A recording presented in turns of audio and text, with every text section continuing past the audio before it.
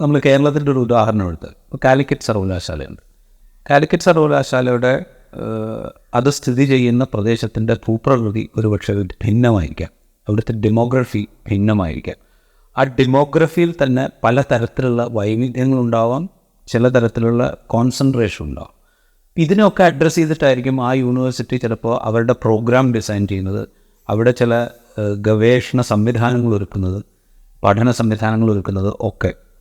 അപ്പോൾ ഇത്തരം വൈവിധ്യങ്ങളെ ഉൾക്കൊള്ളുക എന്ന് പറയുന്ന ഒരു രീതി ഈ സർവകലാശാലകൾക്കും പഠന സമ്പ്രദായത്തിനും ഒക്കെ വേണം.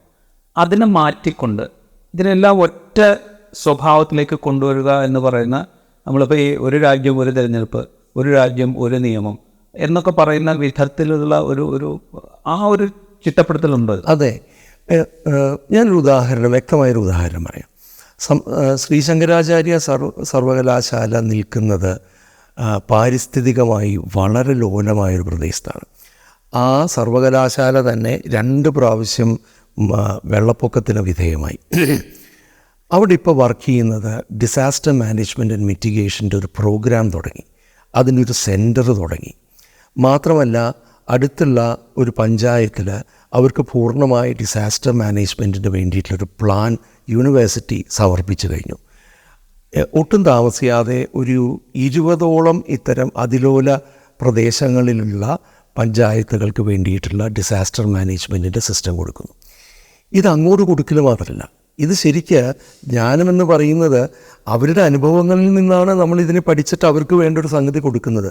ഇതൊരു മ്യൂച്വൽ ട്രാൻസ്ഫർ ഓഫ് നോളജാണ്. യൂണിവേഴ്സിറ്റി എന്ന് പറഞ്ഞാൽ ഏതോ മുകളിൽ നിൽക്കുന്ന സംഗതിയല്ല. കമ്മ്യൂണിറ്റിയായിട്ട് ചേർന്ന് അവരുടെ ആവശ്യങ്ങളനുസരിച്ചും അവരുടെ ജ്ഞാനങ്ങളെ വിനിയോഗിച്ചുകൊണ്ടും ഒരു മ്യൂച്വൽ എഡ്യൂക്കേഷൻ പ്രോസസ്സാണ്. ഇതിൻ്റെ ഏറ്റവും നല്ല ഉദാഹരണമാണ്. ഇത്തരത്തിലാണ് സർവകലാശാലകൾ പ്രവർത്തിക്കേണ്ടത്.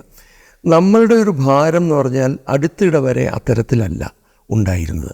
കുറേ പ്രോഗ്രാമുകൾ ഇങ്ങനെ തുടരുന്നു, അത് പണ്ടുണ്ടായിരുന്നതുകൊണ്ട് ഇന്നും തുടരുന്നു എന്ന രീതിയിൽ നിന്നും ഇന്നിപ്പോൾ മിക്ക സർവകലാശാലകളും മാറി തുടങ്ങിയിട്ടുണ്ട്. അവരുടെ സമൂഹം ഏതോ, അവരുടെ കമ്മ്യൂണിറ്റി ഏതോ, ആ കമ്മ്യൂണിറ്റിയുടെ ആവശ്യങ്ങളനുസരിച്ചും അവരുടെ ആസ്പിറേഷൻസ് അനുസരിച്ചും.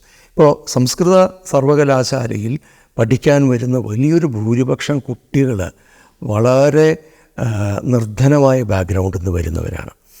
അവരുടെ താല്പര്യങ്ങൾ അല്ലെങ്കിൽ അവരുടെ ആസ്പിറേഷൻസ് എന്ന് പറയുന്നത് IITയിലുള്ള കുട്ടികളുടെ ആസ്പിറേഷൻസ് അല്ല.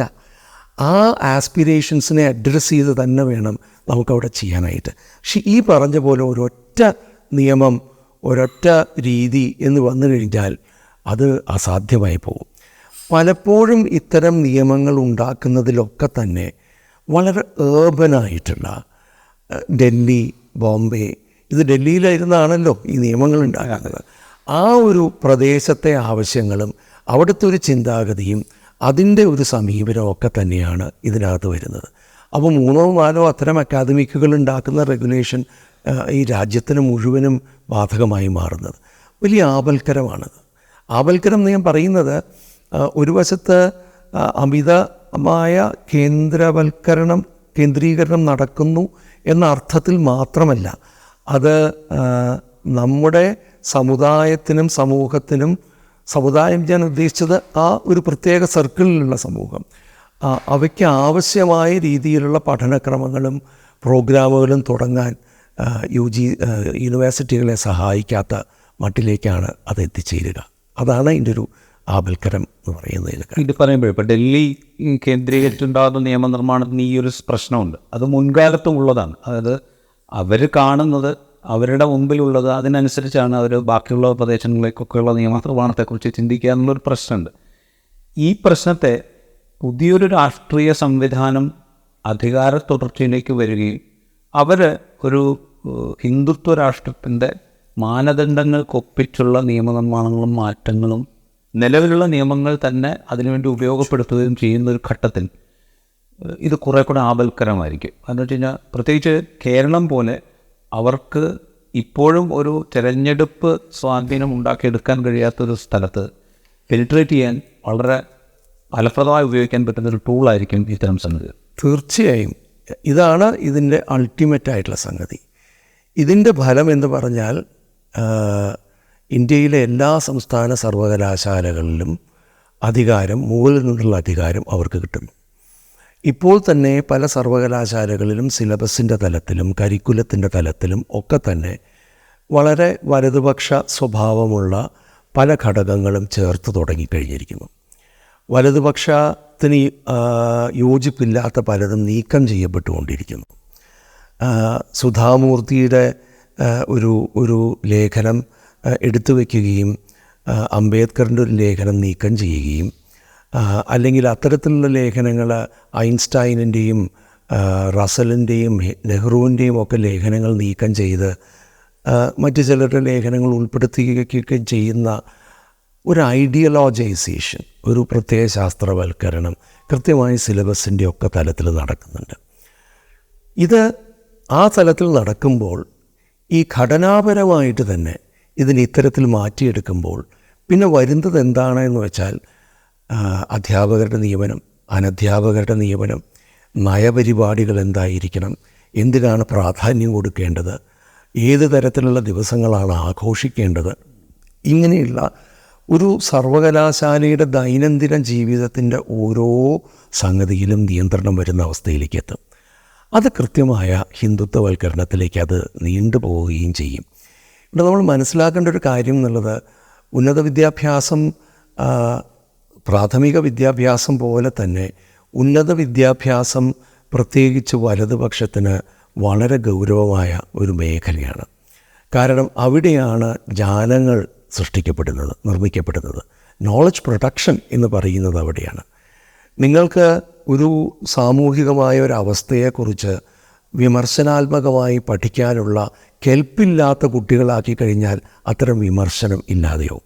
നിങ്ങൾ കേവലം പഴയതിനെ മാത്രം ആഘോഷിക്കുന്ന ഒരു സ്ഥിതിയിലേക്ക് എത്തിക്കഴിഞ്ഞാൽ അത്തരം വിമർശനാത്മക പഠനങ്ങൾ പൂർണ്ണമായി നഷ്ടമാവുകയും ചെയ്യും. യഥാർത്ഥത്തിലുള്ള സയൻസും ഇല്ലാതെയാവും. അപ്പോൾ ഇത്തരത്തിൽ ഒരു ഫേക്ക് എഡ്യൂക്കേറ്റീവ് സിസ്റ്റം ഉണ്ടാക്കിയെടുക്കുന്ന അവരുടെ കൃത്യമായ നയങ്ങളും അവരുടെ സങ്കല്പനങ്ങളും അവരുടെ ചരിത്രത്തെക്കുറിച്ചും രാജ്യത്തെക്കുറിച്ചുമുള്ള അവരുടെ ബോധത്തെയുമെല്ലാം അരക്കിട്ടുറപ്പിക്കുന്ന ഒരു സമ്പ്രദായമായിട്ട് ഉന്നത വിദ്യാഭ്യാസം മാറുകയാണ് ചെയ്യുന്നത്. ഞാനിത് മുമ്പൊരിക്കൽ പറയലുണ്ടായിട്ടുണ്ട്. ഇത് നമ്മൾ കൃത്യമായിട്ട് ഇതിൻ്റെ മുൻ മാതൃകകൾ നോക്കുകയാണെങ്കിൽ ഇത് ജർമ്മനിയിൽ കൃത്യമായിട്ട് ഇതിൻ്റെ മാതൃക നമുക്ക് കാണാൻ കഴിയും.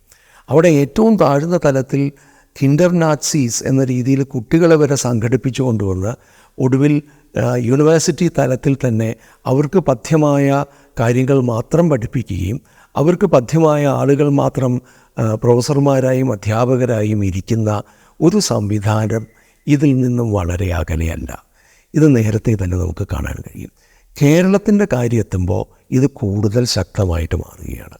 കാരണം ബാക്കി എന്തൊക്കെ പറഞ്ഞാലും ശരി, കേരളത്തിലേക്ക് അത്രയധികം ഒരു കടന്നുകയറ്റം സാധിക്കാതെ വരുമ്പോൾ ഇത് വളരെ ദീർഘദർശിത്വത്തോടു കൂടി ചെയ്യുന്ന ഒരു കാര്യമാണ്. They are creating a population amenable to their interest. അതിനുവേണ്ടി ഉന്നത വിദ്യാഭ്യാസത്തെ ഉപയോഗിക്കുന്നൊരു സാഹചര്യമാണ് ഉണ്ടാകുന്നത്.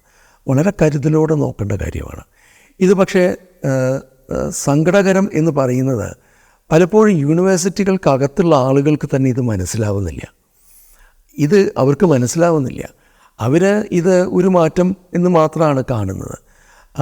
പക്ഷേ ഇത് സമൂലമായൊരു മാറ്റത്തിലേക്കാണിത് പോകുന്നതെന്നും യാഥാർത്ഥത്തിലുള്ള ജ്ഞാനവിതരണവും ജ്ഞാനോൽപാദനവും സാധ്യമല്ലാതെ ആക്കുന്ന ഒരു നിലയിലേക്ക് എത്തിച്ചേരുമെന്നും മനസ്സിലാക്കേണ്ടത് ആദ്യം സർവകലാശാലകളിലെ ആളുകൾ തന്നെയാണ്, അധ്യാപകരാണ്. പക്ഷേ നിർഭാഗ്യവശാൽ അത് വേണ്ട പോലെ ഉണ്ട് എന്നെനിക്ക് തോന്നുന്നില്ല.